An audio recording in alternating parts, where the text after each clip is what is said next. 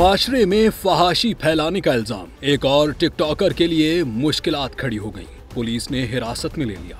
DPO Taimur Khan की हिदायत पर थाना तेमरगराह की टीम ने कार्रवाई करते हुए लोअर दीर के इलाके कोटो से ताल्लुक रखने वाले टिकटॉकर मोहम्मद नवीद को गिरफ्तार कर लिया। पुलिस के मुताबिक मुलजिम अपनी वीडियोस में नाजेबा गुफ्तगू, गलीज गालियां और गैर अखलाकी हरकत करके न सिर्फ मजहबी और समाजी इकदार की खिलाफ वर्जी कर रहा था, बल्कि अवामी जज्बात को भी ठेस पहुंचा रहा था। हुकाम का कहना है कि ऐसे मवाद के जरिए मुआशरती बिगाड़ पैदा किया जा रहा था, जिस पर फौरी कार्रवाई जरूरी थी। डीपीओ तैमूर खान ने वाज़ेह किया कि जिले भर में फहाशी, बेहयाई और अखलाकी इकदार के मनाफी सरगर्मियों के खिलाफ जीरो टॉलरेंस पॉलिसी पर अमल किया जा रहा है। उनका कहना था कि सोशल मीडिया के गलत इस्तेमाल, खुसूसन ऐसा मवाद जो मुआशरे पर मनफी असरात डाले, बर्दाश्त नहीं किया जाएगा और कानून के मुताबिक सख्त एक्शन लिया जाता रहेगा।